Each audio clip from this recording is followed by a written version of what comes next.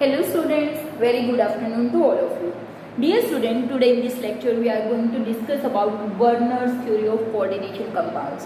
अब तक हम कोऑर्डिनेशन कंपाउंड्स की नेमिंग कर चुके हैं कम्प्लीटली कि कैटाइनिक है, एनाइनिक है, कॉम्प्लेक्स है, किसी भी तरीके के कंपाउंड हमें या कोऑर्डिनेशन कंपाउंड अगर हमें प्रोवाइड कर दिया जाए तो नेमिंग हम आसानी से कर सकते हैं। तो प्रीवियस 3-4 लेक्चर्स में हमने नेमिंग की है किसी कोऑर्डिनेशन कंपाउंड्स की।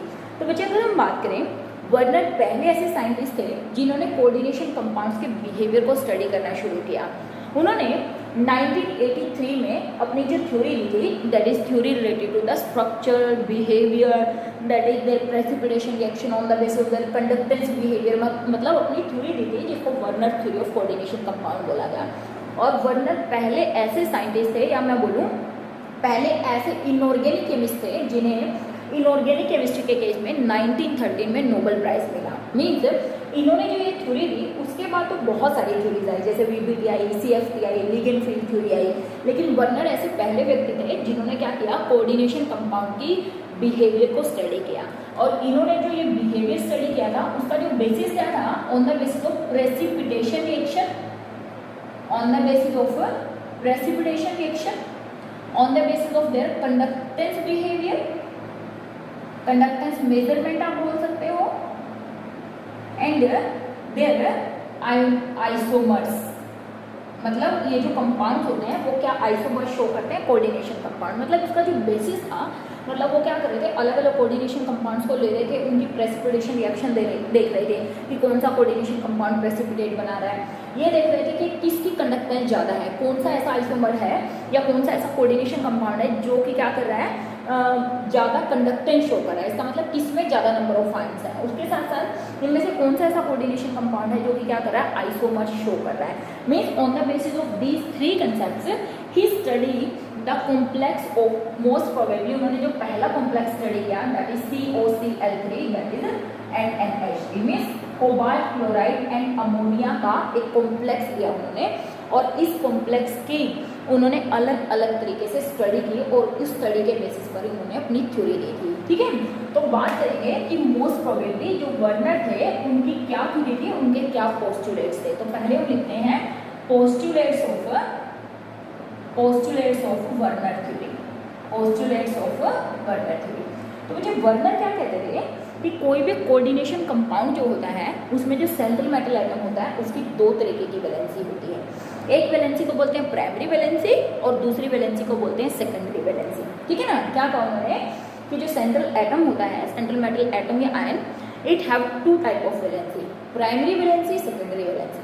उन्होंने कहा जो प्राइमरी वैलेंसी होती है वो आयनाइजेबल वैलेंसी होती है, और जो सेकेंडरी वैलेंसी होती है वो नॉन आयनाइजेबल होती है और उसको ऑक्सिलरी बोलते हैं, और प्राइमरी को आयनाइजेबल वैलेंसी बोलते हैं। उन्होंने ये भी कहा कि जो प्राइमरी वैलेंसी होती है वो हम शो करती है किसको, ऑक्सीडेशन नंबर को, मतलब प्राइमरी वैलेंसी ऑक्सीडेशन नंबर को रिप्रेजेंट करती है मॉडर्न टर्मिनोलॉजी में, और जो सेकेंडरी वैलेंसी है वो कोऑर्डिनेशन नंबर को रिप्रेजेंट करती है। ठीक है, तो कुछ पोस्टुलेट्स लिखते हैं और फिर उनको एक्सप्लेन करने की कोशिश करते हैं। तो according to Werner he stated central metal atom या ion exhibit 2 type of valency, 2 type of valency. कौन सी वैलेंसी देखिए, 2 वैलेंसी है, एक उन्होंने बोला प्राइमरी वैलेंसी और आयोनाइजेबल वैलेंसी। ठीक है, प्राइमरी या आयोनाइजेबल, और ये जो वैलेंसी होती है वो आयोनाइजेबल होती है। ठीक है ना, इट इज आयोनाइजेबल। ये नाम भी इसको आयोनाइजेबल वैलेंसी कहा, क्यों, क्योंकि ये आयोनाइज हो सकती है। ठीक है, दूसरी वैलेंसी सेकेंडरी वैलेंसी, और इनको एक और नाम दिया गया दैट इज ऑक्सिलरी वैलेंसी। और जो सेकेंडरी वैलेंसी होती है वो नॉन आयोनाइजेबल होती है।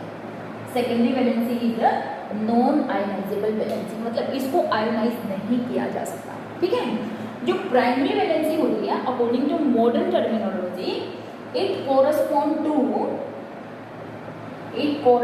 To that is oxidation number. Oxidation number, it correspond to oxidation number.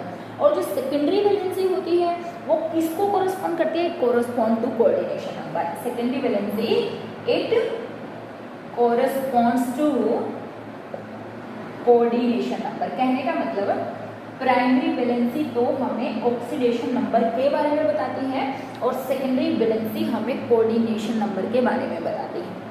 Primary जो वैलेंसी है इट कैन बी सेटिस्फाइड, क्योंकि ये ऑक्सीडेशन नंबर को बताती है तो it can be satisfied only by negatively charge ligand. Primary valency को neutral atom, क्योंकि न्यूट्रल एटम पे तो कोई चार्ज ही नहीं होगा, ठीक है ना, तो मोस्ट प्रोबेबली प्राइमरी जो वैलेंसी होती है इट इज सेटिस्फाइड बाय या it can be completed by या सेटिस्फाइड बाय किसके? Only negatively charge ligand. तो it can be satisfied by negatively charge ligands. Primary valency को सिर्फ नेगेटिवली चार्ज लिगेंड ही सेटिस्फाई कर सकते थे, क्योंकि वो ऑक्सीडेशन नंबर को निकालने में सहायता करती हैं। और अब तक ऑक्सीडेशन नंबर निकालना आप सब सीख गए हैं, तो ये बात आपको समझ भी आ रही होगी कि क्यों नेगेटिवली चार्ज ही ऑक्सीडेशन नंबर निकाल सकते हैं, क्योंकि न्यूट्रल में तो कोई चार्ज नहीं होता। जबकि it can be satisfied bye neutral ligands as well as by negatively charged ion, negatively charged ligands। इसको दोनों कर सकते हैं, नेगेटिवली चार्ज लिगेंड्स भी सेटिस्फाई कर सकते हैं और न्यूट्रल भी कर सकते हैं, क्योंकि कोऑर्डिनेशन नंबर है मीन्स हमें ये देखना है कि सेंट्रल एटम को कितने सराउंड करके रखे हुए हैं। वो न्यूट्रल भी हो सकते हैं और वो क्या हो सकते हैं? They can be anionic. तो ये एनायनिक भी हो सकते हैं और न्यूट्रल भी हो सकते हैं, बट यहाँ पर जो लिगेंड्स होने चाहिए they must be negatively charge, ठीक है। और कभी कभी जो हमारी सेकेंडरी वैलेंसी होती है उसको सेटिस्फाई करने के लिए हमें क्या करना पड़ता है? एक ही आयन दो तरीके की वैलेंसी को सेटिस्फाई करता है कभी कभी, ठीक है ना। क्या बात कही मैंने कि कभी कभी एक negatively charge ligand it satisfy both primary as well as secondary valency, ठीक है। कैसे अभी आगे बात करेंगे इसके बारे में कि मैंने क्या बात कही है कि किस तरीके से एक एनायन दोनों ही वैलेंसी को सेटिस्फाई करने का काम करता है, ठीक है।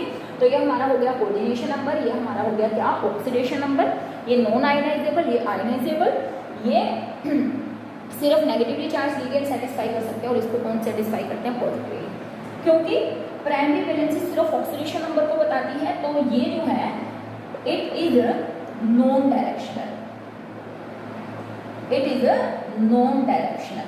मतलब प्राइमरी वैलेंसी कभी भी हमें स्ट्रक्चर के बारे में कुछ नहीं बताएगी, ज्योमेट्री के बारे में कुछ नहीं बताएगी, मीन्स ये हमें ज्योमेट्री के बारे में कोई इंफॉर्मेशन नहीं देगी। जबकि ये वाली जो सेकेंडरी वैलेंसी होती है इट एक्सप्लेन अबाउट ज्योमेट्री या बोल सकते हो स्ट्रक्चर ऑफ कोऑर्डिनेशन कंपाउंड्स। यहाँ से क्योंकि इसमें जो लिगेंड्स होंगे वो पर्टिकुलर डायरेक्शन में अलाइन होंगे, मतलब 3 डायमेंशनल स्पेस में, मीन्स यहाँ पर लिगेंड्स का क्या होगा? एक पर्टिकुलर अरेंजमेंट होगा इन 3 डायमेंशनल स्पेस। और अगर लिगेंड्स एक 3 डायमेंशनल स्पेस में अरेंज होते हैं तो उसको हम क्या बोलते हैं? That is called geometry. अगर 6 लिगेंड है तो ऑक्टाहेड्रल स्ट्रक्चर हो सकता है, ठीक है ना। अगर क्या है? 6 लिगेंड्स हैं, मतलब अगर कोऑर्डिनेशन नंबर कितना है बच्चे? 6 है, तो ज्योमेट्री कैसी हो सकती है? ऑक्टाहेड्रल हो सकती है। अब अगर कोऑर्डिनेशन नंबर 4 है तो ज्योमेट्री टेट्राहेड्रल या स्क्वायर प्लेनर हो सकती है, स्क्वायर प्लेनर हो सकते हैं एंड सो ऑन, ठीक है। It's mean that secondary valency explain about the geometry of the complex या geometry of the coordination compound. जबकि ये नॉन डायरेक्शनल होती है, ये डायरेक्शनल होती है, ये हमें ज्योमेट्री के बारे में कुछ भी नहीं बताती है। प्राइमरी वैलेंसी को it is represented by dotted line like this, it is represented by dotted line, और ये it is represented by solid line. Secondary valency जो होती है it is represented by solid line, it is represented by solid line. तो बच्चे आप चाहें तो आप इसको अपने तरीके से नंबर ऑफ पॉइंट्स में लिख सकते हैं। मैंने वैलेंसी में, क्योंकि सब कुछ मेन जो फोकस था वो वैलेंसी के ऊपर था, तो इसलिए मैंने वैलेंसी में डिफरेंस भी एक तरफ से आपको बता दिया, प्राइमरी और सेकेंडरी में क्या डिफरेंस होता है, और बेसिकली पोस्टुलेट्स भी है ये सभी, क्योंकि पहला पोस्टुलेट जो मैंने लिखा है इधर लिखा तो एक पोस्टुलेट हो गया, जो इधर लिखा ionisable non ionisable second postulate हो गया, कोरिस्पॉन्ड टू ऑक्सीडेशन नंबर ये कोऑर्डिनेशन नंबर थर्ड पोस्टुलेट हो गया एंड सो ऑन। तो इसी चीज़ को स्टडी करने के लिए let me take a example of cobalt chloride and ammonium. तो उन्होंने क्या किया था, कोबाल्ट क्लोराइड और अमोनियम का एक कॉम्प्लेक्स लिया था और उसके बेसिस पर हमें ज्योमेट्री ऑफ स्ट्रक्चर, प्राइमरी और सेकेंडरी वैलेंसी सबके बारे में, कलर उनका आप बोल सकते हो मोस्ट प्रोबेबली क्या बोल सकते हैं आप कि कलर के बारे में बताया, ज्योमेट्री के बारे में बताया, किस तरीके से प्राइमरी और सेकेंडरी वैलेंसी सेटिस्फाई होती है। ठीक है, okay. First he take a complex of COCl3 6NH3। क्या लिया है कॉम्प्लेक्स COCl3 6NH3? उन्होंने ये देखा, ये जो कॉम्प्लेक्स था इसका कोऑर्डिनेशन नंबर 6 था और जब इन्होंने इसकी रिएक्शन AgNO3 के साथ करवाई तो उन्हें देखा कि 3AgCl के प्रेसिपिटेट उन्हें मिले। क्या मिले? 3AgCl प्रेसिपिटेट उन्हें ऑब्टेन हुए। इसका मतलब सीधा सीधा बात था कि इसकी जो स्ट्रक्चर था वो कुछ ऐसे था, CONH36 एंड Cl3। तो बच्चे अगर आप यहाँ पे बात करें, ये हो गया सेंट्रल मेटल एटम, ये जो 6 लिगेंड्स हैं ये कोऑर्डिनेशन नंबर बता रहे हैं, इसका मतलब ये किसकी बात कर रहे हैं, they are talking about secondary valency. ठीक है, और ये क्योंकि हमने पहले ही बात करी है कोऑर्डिनेशन स्फीयर के अंदर जो भी लिगेंड्स होते हैं वो कभी भी आयोनाइज नहीं हो सकते, इसलिए ये क्या है, नॉन आयोनाइजेबल। ठीक है, और जब इस मॉलिक्यूल की रिएक्शन AgNO3 से करवाएंगे तो इससे बाहर AgNO3 के साथ जब रिएक्शन करवाएंगे तो 3 Cl बाहर होते हैं, इसीलिए हमें कॉम्प्लेक्स क्या मिला, CONH36 3 पॉजिटिव प्लस यहाँ पर क्या मिला 3AgCl। क्यों? क्योंकि कोऑर्डिनेशन स्फीयर से बाहर जितने भी आयंस होते हैं वो आयोनाइज हो सकते हैं। ये क्या हुई, इसका मतलब ये हुई प्राइमरी वैलेंसी, और प्राइमरी वैलेंसी कैसी है, ionisable.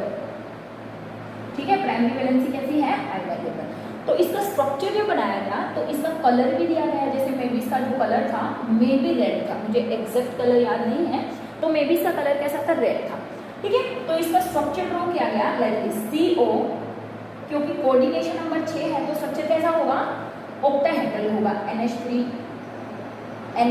Lone pair of electron, ये जो सेंट्रल मेटल एटम को डोनेट कर रहे हैं ये भी like this, NH3 lone pair, NH3 lone pair, NH3 lone pair. ठीक है, तो अगर आप देख रहे हो ये 6 लिगेंड्स जो कि सेकेंडरी वैलेंसी को सेटिस्फाई करते हैं, इनको सॉलिड लाइन से ऐसे रिप्रेजेंट किया जाता है। किससे रिप्रेजेंट किया जाता है, सॉलिड लाइन से रिप्रेजेंट किया जाता है, और क्योंकि एक पर्टिकुलर डायरेक्शन में अलाइन होते हैं इसीलिए ये हमें क्या बताते हैं कि इसका स्ट्रक्चर कैसा है, ऑक्टाहेड्रल। और ये 3 वैलेंसी थी जो कि कौन सी वैलेंसी थी, हमने कहा आयोनाइजेबल वैलेंसी थी, इनको ऐसे रिप्रेजेंट कर दिया। देखिए कहीं पर भी रिप्रेजेंट कर दीजिए, Cl, इनको किससे रिप्रेजेंट किया, डॉटेड लाइन से। अब ये स्ट्रक्चर के बारे में कुछ नहीं बताती, ये आयोनाइजेबल थे, तो पहले केस में ये देखने को मिला। ठीक है, 3AgCl इसने डोनेट किए। ठीक है, now let me take another example. उन्होंने कौन सा कॉम्प्लेक्स लिया, दूसरा कॉम्प्लेक्स लिया उन्होंने COCl3 5NH3, COCl3 5NH3, और उन्होंने ये पाया कि जब इसकी रिएक्शन AgNO3 के साथ उन्होंने करवाई तो उन्हें 2 मोल्स ऑफ AgCl प्रेसिपिटेट मिले। कितने मोल्स ऑफ, 2 मोल्स। इसका मतलब एक बात पता है कि सिर्फ कोऑर्डिनेशन स्फीयर से 2 क्लोरीन बाहर थे। कितने क्लोरीन बाहर थे कोऑर्डिनेशन स्फीयर से, 2 क्लोरीन। तो इसलिए उन्होंने इसका स्ट्रक्चर बना दिया CONH3 5 Cl से पहले लिखते हुए हैं Cl, CO, NH3 5 and Cl2। अब आप इसको देख लीजिए, अगर आप इसकी रिएक्शन AgNO3 से करवाएंगे तो हमें क्या मिलेगा, एक तो कॉम्प्लेक्स आयन COCl NH3 5 ऊपर 2 पॉजिटिव प्लस 2 AgCl। क्यों? क्योंकि AgCl के साथ चला जाएगा यहाँ से और क्या मिलेगा, हमें AgCl मिलेगा। अब एक जो क्लोरीन था वो क्लोरीन 2 वैलेंसी को सेटिस्फाई कर रहा है। कौन सी वैलेंसी को देखिए, यहाँ पर ये प्राइमरी, यहाँ पर देखिए ऑक्सीडेशन स्टेट निकालिए आप इस कोबाल्ट की। अगर आप इस कोबाल्ट की ऑक्सीडेशन स्टेट निकालेंगे तो क्लोरीन पे -1 ये हो गया 0 और इस क्लोरीन पे -1, तो 2 -1 ये रहे, 1 -1 ये रहा, तो इस पर कितना चार्ज है +3, मतलब कोबाल्ट का ऑक्सीडेशन स्टेट है +3। लेकिन इस +3 को निकालने के लिए क्या हमने इस क्लोरीन की सहायता ली? बिल्कुल ली। और अगर आप इसका कोऑर्डिनेशन नंबर चेक करेंगे तो कोऑर्डिनेशन नंबर कितना है 6, क्योंकि 5 NH3 और 1 क्लोरीन क्या करा है, इसको सेटिस्फाई करा है। इट्स मीन दैट इस केस में, इन दिस केस 1 क्लोराइड क्या कर रहा है, 1 क्लोरीन या chloride ion satisfy both primary as well as secondary valency. ये प्राइमरी वैलेंसी को भी सेटिस्फाई कर रहा है, सेकेंडरी वैलेंसी को सेटिस्फाई कर रहा है, दोनों काम कर रहा है। तो देखिए इसका स्ट्रक्चर कैसे बनेगा, इसका स्ट्रक्चर बना CO, ऑक्टाहेड्रल बनेगा क्योंकि कोऑर्डिनेशन नंबर 6 है। मैंने कहा Cl NH3 NH3 5 NH3 हमारे पास थे, Cl आप कहीं भी लगा सकते हैं, कोई इशू नहीं है, NH3 लाइक दिस। और अब हमें क्या लगाने हैं, 2 क्लोराइड। अब देखिए एक क्लोरीन मैंने लगा दिया, कहीं भी लगा दीजिए, एक क्लोरीन मैंने लगा दिया यहाँ, एक क्लोरीन मैंने लगा दिया यहाँ, और ये वाला क्लोरीन जो है it is satisfying primary as well as secondary valency. ये क्लोरीन प्राइमरी और सेकेंडरी दोनों ही वैलेंसी को सेटिस्फाई कर रहा है, इसलिए मैंने इसको डबल लाइन से और dotted line, sorry solid line से और डॉटेड लाइन से दोनों से ही रिप्रेजेंट किया है। तो यही बात मैंने एक पोस्टुलेट में कही थी कि कभी कभी कोई negatively charge ligand it can satisfy both primary as well as secondary valency. और वहीं से हमें पता चलेगा, कहाँ से पता चला कि 2 Cl2 बाहर है, वो प्रेसिपिटेशन रिएक्शन से पता चला। प्लस जब कंडक्टेंस बिहेवियर देखा गया, यहाँ पर कंडक्टेंस ज़्यादा आ रही थी। क्यों? क्या? क्योंकि यहाँ पर नंबर ऑफ आयन ज़्यादा है, 3 और 1 4, एक 3 कौन से सिंपल और एक कौन सा कॉम्प्लेक्स है। यहाँ पर आप देखेंगे 2 और 1 3, एक कॉम्प्लेक्स और 2 सिंपल आए, तो इसीलिए इसका कंडक्टेंस बिहेवियर क्या था in comparison to previous curve था। सिमिलरली फिर इन्होंने उसके बाद एक और कॉम्प्लेक्स का बिहेवियर स्टडी किया, and what was that complex? That was COCl3 4 NH3, COCl3 4 NH3।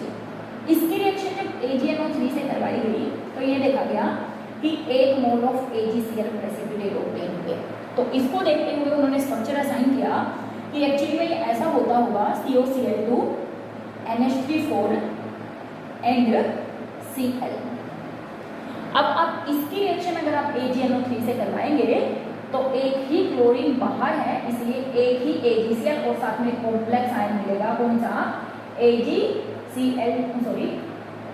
COCl2 NH3 4 और प्लस लाइक दिस। ठीक है, इसका स्ट्रक्चर अगर आप बनाएंगे, देखिए कोऑर्डिनेशन नंबर चेक करिए। हमने कहा कि ये जो होती है ये कौन होती है? आयनाइजेबल जो वैलेंसी होती है वो प्राइमरी वैलेंसी होती है, और ये क्या है? Secondary valency. सेकेंडरी कितनी है? 4 और 2 6, मतलब कोऑर्डिनेशन नंबर स्टिल कितना है? 6। लेकिन यहाँ पर ऑक्सीडेशन स्टेट कितनी है? +3 है, अगेन 2 और 1 3। लेकिन यहाँ पर 2 क्लोरीन जो है they have to satisfy primary as well as secondary valency. यहाँ पर 2 क्लोरीन को प्राइमरी और सेकेंडरी वैलेंसी दोनों ही सेटिस्फाई करनी है। मतलब अगर इसका स्ट्रक्चर बनाएंगे तो कैसा आया? Like this. हमने कहा Cl NH3 NH3 NH3 NH3, और देखिए एक क्लोरीन, ये वाला क्लोरीन एंड ये वाला क्लोरीन दोनों ही क्या कर रहे हैं? Primary as well as secondary दोनों ही वैलेंसी को सेटिस्फाई कर रहे हैं। ठीक है, तो ये स्ट्रक्चर हुआ और इसकी कंडक्टेंस कम हो गई in comparison to the previous 2, क्योंकि यहाँ पर हमें 2 आयन मिले, एक कॉम्प्लेक्स आयन और एक सिंपल आयन। ठीक है, Ag पॉजिटिव Cl नेगेटिव का आयन। ठीक है, सिमिलरली एक जो लास्ट कॉम्प्लेक्स उन्होंने लिया वो था COCl3 3 NH3। इसकी रिएक्शन जब AgNO3 से करवाई गई तो उन्होंने देखा नो PPT इज ऑब्टेन, कोई PPT ऑब्टेन ही नहीं हो रहा था। इसका मतलब इसका जो स्ट्रक्चर था उन्होंने स्ट्रक्चर को असाइन किया COCl3 NH3 3 और कोऑर्डिनेशन स्फीयर से बाहर कुछ नहीं था। इसीलिए यहाँ पर अगर इसकी बात करें तो इसका स्ट्रक्चर कैसा हुआ? लाइक दिस, यानी कि NH3 आप कहीं भी लगा सकते हैं, डजंट मैटर। 3 क्लोरीन, मतलब ये तीनों के तीनों क्लोराइड प्राइमरी और सेकेंडरी दोनों ही वैलेंसी को सेटिस्फाई कर रहे हैं। This is primary and this is secondary valency of this. तो इस तरीके से ये स्ट्रक्चर अगेन ऑक्टाहेड्रल हुआ, कोऑर्डिनेशन नंबर 6 हुआ। यहाँ पर क्लोरीन क्या कर रहा है, प्राइमरी और सेकेंडरी वैलेंसी दोनों को ही सेटिस्फाई कर रहा है। तो इस तरीके से बच्चे ये जो जितने भी हमने एग्जाम्पल्स यहाँ पर करे, इन्होंने ये देखा कि ये नंबर ऑफ आयन्स अलग अलग देते हैं, ठीक है, इनकी कंडक्टेंस बिहेवियर अलग अलग है, इनकी प्रेसिपिटेशन रिएक्शन अलग अलग है, ये अलग अलग तरीके के आयोनाइजेशन मतलब आप बोल सकते हो आइसोमर्स अलग अलग तरीके के शो करते हैं। तो इस तरीके से ये कंफर्म हो गया कि कोबाल्ट क्लोराइड और अमोनिया की अगर आप रिएक्शन करवाएंगे तो आपको अलग अलग कोऑर्डिनेशन कंपाउंड मिलेंगे, जिनके कलर्स भी अलग अलग होंगे, जिनकी मैग्नेटिक प्रॉपर्टीज भी अलग अलग होंगी, जिनके आप बोल सकते हैं कंडक्टेंस बिहेवियर भी अलग अलग होंगे, जिनकी प्रेसिपिटेशन रिएक्शन भी क्या होंगी, अलग अलग होंगी। तो that was the first theory that was given by Werner's. अब यहाँ से वर्नर की थ्योरी से आपको क्वेश्चन कैसे आते हैं, आपको क्वेश्चन दे देंगे कि एक कॉम्प्लेक्स था, उस कॉम्प्लेक्स को जब किसी जैसे AgNO3 से रिएक्शन करवाई या कुछ और दे दिया, BSO4 से रिएक्शन करवाई दूसरे कॉम्प्लेक्स का नाम देके, तो इतने मोल्स ऑफ PPT हमें ऑब्टेन हुए। तो जितने मोल्स ऑफ PPT हमें ऑब्टेन होंगे, तो रिमेंबर दिस, ये बात ध्यान रखना है कि जितने मोल्स ऑफ PPT निकलेंगे इसका मतलब उतने ही आपके जो लिगेंड्स हैं वो कोऑर्डिनेशन स्फीयर से क्या होंगे, बाहर होंगे, और आपसे कह देंगे कि इस कॉम्प्लेक्स का फॉर्मूला आप लिखकर बताइए। मैं क्वेश्चन आपको बता भी देती हूँ कि किस टाइप का क्वेश्चन आपसे पूछा जा सकता है।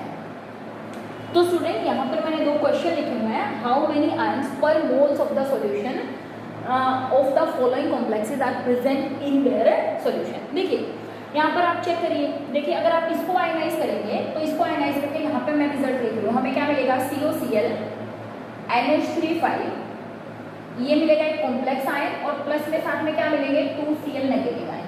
तो कितने आयन्स मिलेंगे, 2 और 1 3, ठीक है ना, यानी कि एक मोल में हमें कितने आयन्स, दो सिंपल आयन और एक कॉम्प्लेक्स आयन। तो टोटल आयन यहाँ से कितने मिलेंगे, 3। इस केस में देखिए अगर आप इसको आयनाइज करेंगे Ag पॉजिटिव NCl नेगेटिव मतलब पॉजिटिव, तो यहाँ पे कितने मोल्स, 2 आयन्स पर moles of the following complexes हमें ऑब्टेन होंगे। तो बड़े सिंपल से क्वेश्चन है कि कितने मोल्स ऑफ आयन्स हमें यहाँ से ऑब्टेन होंगे, या कितने आयन्स पर मोल हमें ऑब्टेन होंगे, ठीक है। सेकंड क्वेश्चन देख लीजिए, हमें एक टेबल दी हुई थी, कह रहा है कि on the basis of following observation ये है कि COCl3 4NH3 था, उसमें मोल्स ऑफ AgCl जो प्रेसिपिटेट आउट हुए वो थे 1, ठीक है। एक सेकंड कॉम्प्लेक्स था जिसमें 2 मोल्स ऑफ AgCl प्रेसिपिटेट हुए, इसमें 2 मोल्स ऑफ AgCl प्रेसिपिटेट हुए, इसमें 0। तो उन्होंने पूछा है कि एक तो सेकेंडरी वैलेंसी आप बता दीजिए इनकी कितनी होगी, मतलब सेकेंडरी वैलेंसी का मतलब they are asking coordination number, और दूसरा कह रहा है कि इनका स्ट्रक्चर बना के बता दीजिए कि कैसा बनेगा। देखिए सारा आंसर हमें यहाँ से पता चल जाता है। उन्होंने कहा कि 1 मोल AgCl प्रेसिपिटेट आउट हुआ है, इसका मतलब सीधी सी बात कि 1 Cl कोऑर्डिनेशन स्फीयर से बाहर है, 3 में से और 2 अंदर है। मतलब इसका जो मैं स्ट्रक्चर बनाऊंगी तो मैं पहले स्ट्रक्चर बना देती हूँ। स्ट्रक्चर बनेगा COCl2 NH3 कोऑर्डिनेशन स्फीयर 1 और 1 Cl बाहर। तो स्ट्रक्चर क्या हुआ, 3 में से सिर्फ एक ही, क्योंकि एक ही AgCl प्रेसिपिटेट हुआ, इसका मतलब एक ही क्लोराइड बाहर था, तो यही प्रेसिपिटेट आउट होकर हो जाएगा। इसी क्वेश्चन में नंबर ऑफ आयंस पूछ ले तो 2 मिलेंगे, ये दे ही रखा है हमें कि AgCl प्रेसिपिटेट हुआ 1, लेकिन आयंस कितने प्रोड्यूस होंगे, एक कॉम्प्लेक्स हो गया, simple total number of ions होंगे 2। तो यहाँ पे स्ट्रक्चर में कोऑर्डिनेशन नंबर यानी कि सेकेंडरी वैलेंसी तो कितनी है, 4 और 2 6, कोऑर्डिनेशन नंबर या सेकेंडरी वैलेंसी है 6, और जो स्ट्रक्चर है ये रहा, मैंने बना दिया, ठीक है। और आयंस पूछे तो आयंस देगा ये 2, आयंस क्या देगा, 2 आयंस देगा, ठीक है। तो यहाँ पे स्ट्रक्चर कर देते हैं, यहाँ पे वैलेंसी कर देते हैं, स्ट्रक्चर यहाँ पे कर देते हैं कोऑर्डिनेशन नंबर, तो कोऑर्डिनेशन नंबर 6, वैलेंसी आयंस 2 और स्ट्रक्चर हो जाएगी। इस केस में कह रहा है कि 2 AgCl प्रेसिपिटेट आउट होकर आ रहे हैं, इसका मतलब कंफर्म है कि 2 के 2 क्लोरीन कोऑर्डिनेशन स्फीयर से बाहर है, ये 2 के 2 क्लोरीन, इसका मतलब अंदर क्या बचा, PTNH34, PTNH34, इसका मतलब कोऑर्डिनेशन नंबर कितना हुआ बच्चे, 4, क्योंकि 4 ही लिगेंड्स इसको अटैच हैं। और अगर आयंस की बात करें, आयंस कितने मिलेगा, एक तो ये वाला कॉम्प्लेक्स और 2 क्लोरीन के 2Cl नेगेटिव, तो नंबर ऑफ आयंस कितने होते हैं, 3। नेक्स्ट क्वेश्चन में कह रहे हैं कि 2 Cl बाहर मिल गए, इसका मतलब कंफर्म कि दोनों के दोनों क्लोरीन कोऑर्डिनेशन स्फीयर से बाहर हैं और 6 के 6 वाटर मॉलिक्यूल अंदर है, इसका मतलब NiH2O6 Cl2। अगर हमसे पूछ रहे कोऑर्डिनेशन नंबर दिख रहा है 6 है, क्योंकि 6 लिगेंड्स अंदर 6, और अगर हमसे पूछ रहे आयंस कितने लेगा, 2 ये रे और एक कॉम्प्लेक्स, तो टोटल आयंस होते हैं होंगे 3, टोटल आयंस कितने होंगे 3। अगर ऑक्सीडेशन नंबर भी पूछ लें तो वो भी आप निकाल सकते हैं। देखिए ऑक्सीडेशन नंबर इसका कितना होगा 3, क्योंकि 2 और 1 3। इसका ऑक्सीडेशन नंबर पूछ लें तो 2, प्लेटिनम का यहाँ पे प्लेटिनम +2 में है, निकल का पूछ लें तो निकल भी +2 में है। लास्ट पर आ जाइए, कह रहा है कि कोई भी moles of AgCl precipitate output नहीं आ रहा है, इसका मतलब कंफर्म है कि कोई भी क्लोरीन कोऑर्डिनेशन स्फीयर से बाहर नहीं है। इसका मतलब ये सब Pt NH3 2 और Cl4 सब अंदर हैं, सारे के सारे क्लोरीन और सारे के सारे अमोनिया। ठीक है, तो कोऑर्डिनेशन नंबर हो गया 4 और 2 6।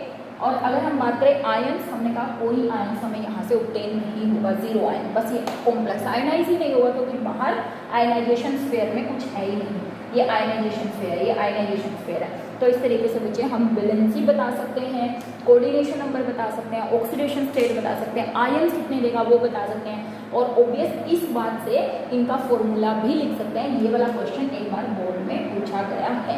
तो इस तरीके के क्वेश्चन अगर आपसे आएंगे, बहुत सिंपल सा कॉन्सेप्ट, आप आसानी से उनके आंसर दे सकते हैं। तो बच्चों इसके बाद हम करने वाले हैं बहुत ही important concept, that is VBT, which is very very important. And exam point of view से देख लीजिए, आप कॉम्पिटिशन पॉइंट ऑफ व्यू से देख लीजिए, वहाँ पर आपको सारी की सारी VBT विद एक्सेप्शंस मैं आपको करवाऊंगी। तो मिलेंगे नेक्स्ट लेक्चर में, तब तक हैव अ नाइस डे बच्चों।